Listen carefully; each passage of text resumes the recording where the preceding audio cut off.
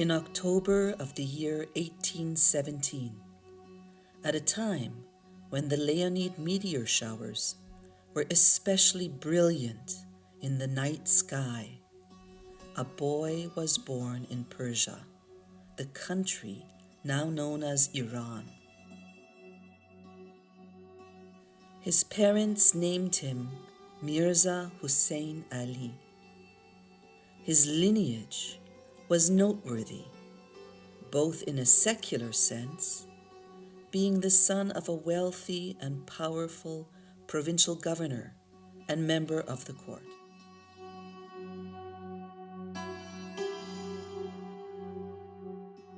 It was also noteworthy in a spiritual sense, being a direct descendant from the prophet Abraham, as well as from the prophet Zoroaster.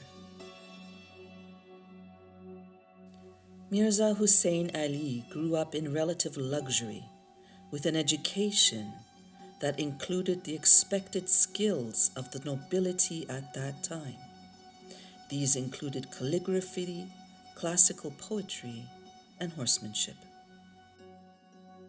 Yet what distinguished him from his peers were his frequent and precocious displays of wisdom beyond his years. He was also renowned for his kindness to those less fortunate. At the time of his father's passing, he was only 22 years old, but was offered his father's former post in the royal court due to his character and reputation. When he refused the appointment, the Grand Vizier, a very senior government official, reportedly said, Mírzá Husayn Ali was intended for a work of greater magnitude, and the arena of government is too small a field for his capacities.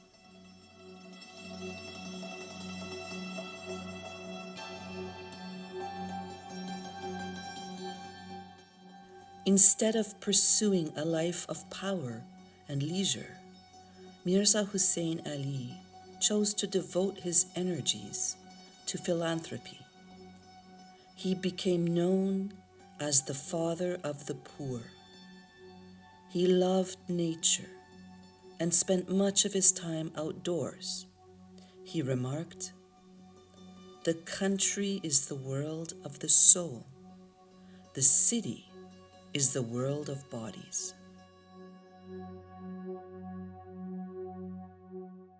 In 1844, the Bab declared his mission as a manifestation of God to humanity. His transformative teachings of personal and social spiritual renewal caught the attention of thousands in a short time, and a new religion rose up in the midst of Persia's very traditional Muslim culture. At the time, Mírzá Husayn Ali was a young man of 27. He recognized the truth of the Bab's message and became a Babi. The Bab described himself as the herald and forerunner of him whom God shall make manifest, assuring his followers that soon the promised one of all ages and the glory of God would emerge, ushering in an entirely new global faith. Although they never met in person, the Bab and Mírzá Husayn Ali corresponded with one another, and the Bab began referring to him as Bahá'u'lláh, meaning the glory of God. That title, given by one prophet to his successor became the basis for the name Baha'i, a follower of Bahá'u'lláh and a believer in the glory of God. In 1845, during that period of correspondence, the Bahá'u'lláh comet appeared and was still visible in 1846. However, it appeared to have split in two. Where formerly only one comet was visible, now twins appeared in the heavens. By proclaiming an entirely new religion, the Bab was able to help his followers break free from their Islamic frame of reference and to mobilize them in preparation for the coming of the next manifestation of God.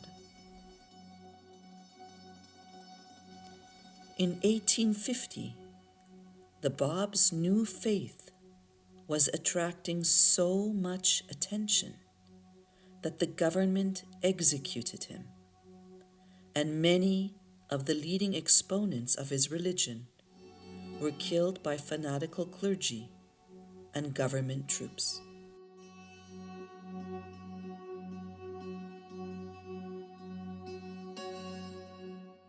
Bahá'u'lláh was spared execution, but in 1852 he was falsely charged with complicity in an attempt on the life of the Shah.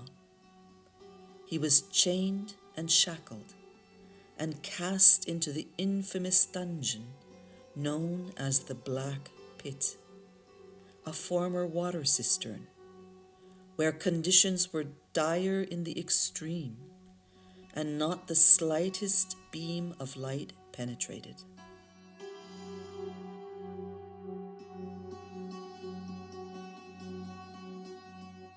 And yet, it was in this abysmal location of gloom and despair that Bahá'u'lláh received his mission as a manifestation of God, though he did not inform anyone else at that time. He later described it as follows: feeling as if something flowed from the crown of my head over my breast, even as a mighty torrent that precipitated itself upon the earth from the summit of a lofty mountain. For some years before this, the twin comets had no longer been visible, but in August of 1852, the month and year Baha'u'llah's imprisonment in the Black Pit began, they reappeared. But now, though they followed parallel orbits, one of the comets seemed to have receded, while the other had become more intense.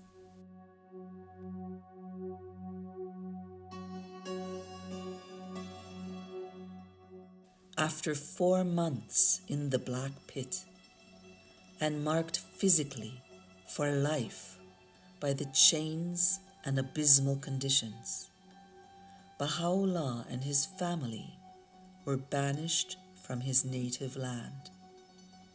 The beginning of 40 years of exile, further imprisonment, and persecution.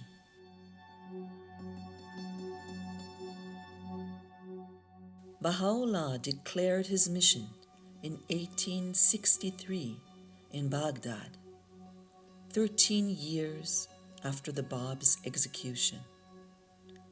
The ministry of Bahá'u'lláh lasted 29 years, during which he completed his task of laying the blueprint for the ultimate unification of humanity. This blueprint is available to us in the roughly 15,000 known tablets revealed by Bahá'u'lláh. In fact, he revealed far more than those still available to us. We only retain a portion. Much of what he revealed was not recorded or was destroyed in some way. According to Nabil, the first historian of the early years of the twin faiths, during the period of time when Baha'u'lláh resided in Baghdad, he would sometimes reveal the equivalent of the total number of verses in the Quran, the holy book of Islam, in a matter of 24 hours. But they were not recorded. Baha'u'lláh revealed at a rate of 1,000 verses per hour. When the divine revelation came to him, he described it as if his entire body was on fire. Very few people, apart from his scribes, were allowed to be in the same room with him.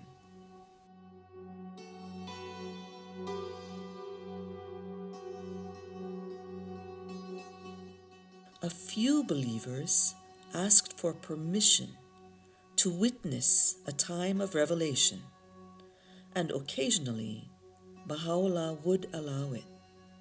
However, these individuals were frequently utterly overcome, would faint, and have to be removed. Only a portion of the known tablets have been translated from the original Persian or Arabic in which they were revealed. More guidance to navigate humanity's future development awaits us. At this difficult time, when parts of the world are experiencing war, and others the apparent rise of racism, and others are suffering the consequences of natural disasters of all kinds, I would like to close with some of Baha'u'llah's words that to me represent the essence of his life and mission. O children of men, know ye not why we created you all from the same dust? That no one should exalt himself over the other.